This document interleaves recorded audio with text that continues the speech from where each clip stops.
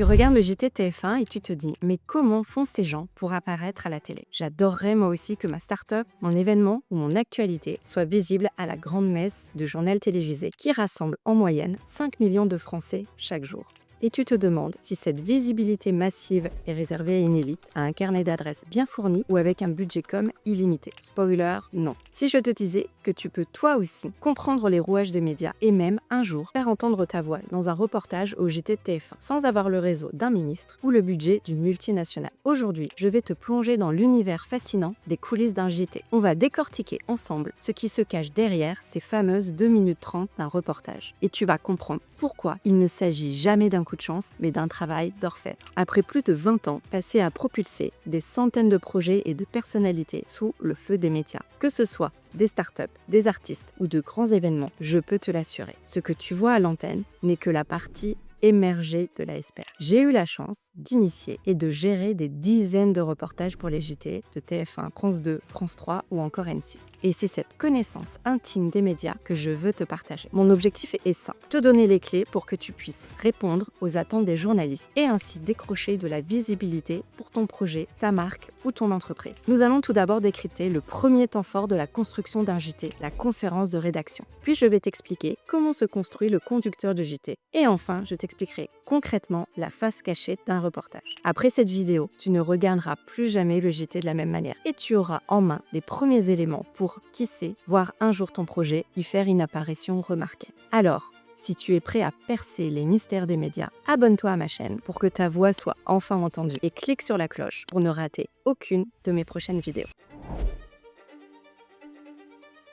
Commençons par l'endroit où tout se décide, la conférence de rédaction. Chaque matin, bien avant que tu ne sirotes ton café, les équipes de rédaction se réunissent pour cette étape cruciale. C'est le véritable point de départ de toute l'actualité que tu verras le midi et le soir. Imagine la scène. Autour de la table, le rédacteur en chef, son adjoint, le coordinateur des régions, les chefs de service et même le présentateur. Chacun vient avec des propositions de sujets, des angles, des idées, défend ses envies et ses convictions. Au fil de la conférence, le rédacteur chef arbitre. D'autres réunions suivront pour affiner les sujets en temps réel en fonction de l'actualité. Ce qu'il est important de savoir, c'est que toutes les personnes impliquées dans cette conférence de rédac y viennent en ayant au préalable déjà écumé la presse quotidienne nationale et surtout la presse régionale du jour, à l'affût des informations à ne pas rater. Et c'est précisément là, dans cette veille journalistique intense, que tu as une première carte maîtresse à jouer pour ta visibilité médiatique. Tu te dis peut-être qu'une information issue d'un quotidien régional ne pèse pas lourd face aux grands enjeux nationaux pour un JT de TF1 ou d'M6. Détrompe-toi. Très fréquemment, des titres comme Ouest France, Le Progrès, La Voix du Nord ou encore Le Parisien ne sont pas seulement lus, ils inspirent directement les rédactions des JT nationaux. Certaines unes ou articles leur donnent envie de creuser un sujet, d'apporter un nouvel éclairage ou de le transformer en un reportage télévisé. Je me souviens très bien d'une expérience concrète qui illustre parfaitement cette dynamique. Il y a quelques années, avec une agence RP parisienne, j'accompagnais l'application StudyTracks, qui propose aux jeunes de réviser leurs cours en chanson. Nous avions réussi à obtenir un sujet complet dans Le Parisien sur les nouvelles formes d'apprentissage,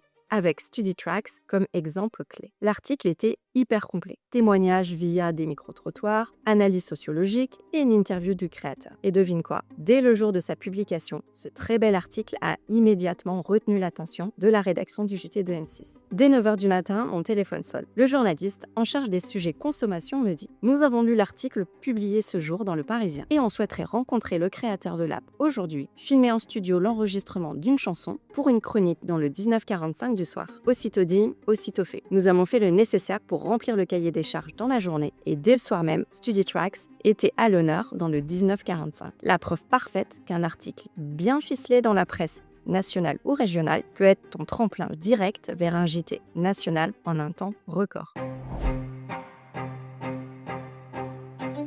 Maintenant que tu sais comment les sujets sont identifiés et débattus en conférence de rédaction, passons à l'étape suivante, l'organisation. Un journal télévisé n'est absolument pas un agrégat aléatoire d'informations. C'est une construction millimétrée avec une structure bien définie et un fil rouge pensé pour capter et maintenir l'attention de millions de téléspectateurs. Comprendre ces structures, c'est décoder les portes d'entrée privilégiées pour ton projet et ta visibilité médiatique. Ton sujet a-t-il une résonance nationale et politique? Est-il plus axé sur le quotidien des Français? Ou s'agit-il d'une thématique de fond qui peut être traitée en fin de journal? Cette connaissance n'est pas un détail, elle te permet de cibler précisément le bon journaliste à contacter et surtout d'adapter la manière de pitcher ton information pour qu'elle corresponde à ses attentes. Chaque journaliste a une casquette bien définie. Politique, économie, consommation, sport, santé, culture, etc. Si tu veux avoir une chance que ton actualité, ton information, ton concept ou ton produit capte l'attention de la rédaction, tu dois impérativement cibler le bon interlocuteur, celui qui est en charge de la rubrique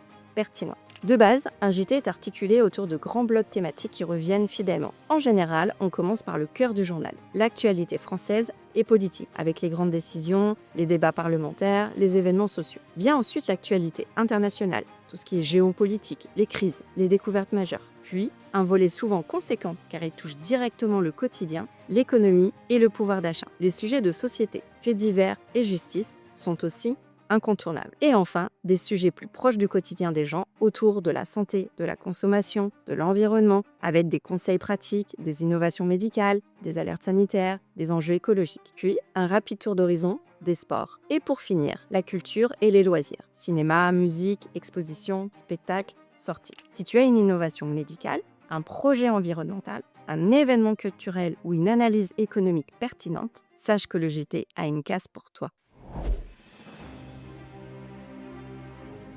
Maintenant, tu as compris l'architecture d'un JT et comment les sujets sont choisis. Plongeons dans le vif du sujet, la fabrication concrète d'un reportage. Ce que tu vois à l'antenne, ces quelques minutes d'images et d'interviews parfaitement orchestrées, ce n'est que la partie émergée de l'iceberg. On pourrait croire qu'une même équipe de tournage peut enchaîner plusieurs reportages pour le JT dans une seule journée. Détrompe-toi. Derrière ces fameuses 2 minutes 30 de diffusion se cachent des heures d'images brutes, suivies par 1 à 2 heures de montage intense. Chaque reportage est une véritable mini-production. Il est composé de plusieurs séquences avec des interlocuteurs différents, dans des environnements variés, des mises en situation précises, et le tout doit raconter une histoire cohérente, apporter un éclairage pertinent et surtout un maximum d'informations en un minimum de temps. Cela demande donc un travail considérable. Une fois les images tournées, la magie du monteur vidéo opère. Il ne garde que l'essentiel, le plus clair, le plus utile. Pour toi, cela signifie une chose cruciale. Ton message doit être percutant. Tes mots choisis avec soin, tes prises de parole synthétiques et tes visuels impactants. Mais surtout, cela signifie que tu dois avoir préparé le terrain en amont de manière quasi chirurgicale. C'est là que tu deviens un véritable partenaire du journaliste. Tu dois jouer un rôle essentiel en anticipant ses besoins, en le connectant avec les bonnes personnes et en jouant le chef d'orchestre sur le terrain le jour du tournage pour optimiser chaque seconde passée. Pour te donner un exemple concret de cette stratégie de visibilité, prenons l'un des événements dont je m'occupe depuis quelques années, le Cannes Yachting Festival. Chaque année, je propose aux JT de M6 et de France 3, qui ont des équipes locales, de venir couvrir l'événement à Cannes.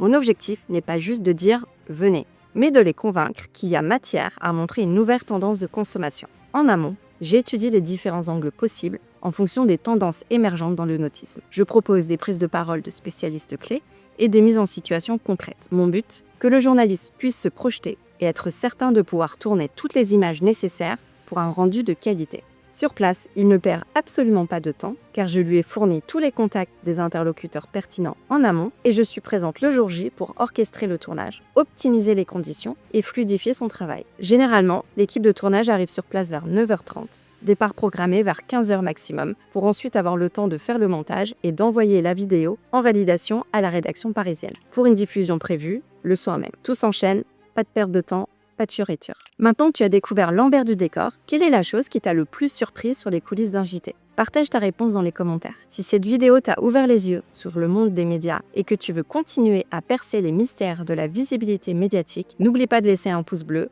et de partager cette vidéo à ceux qui, comme toi, veulent se faire entendre. C'était Céline Rousseau et je te dis à très vite pour de nouvelles astuces médias.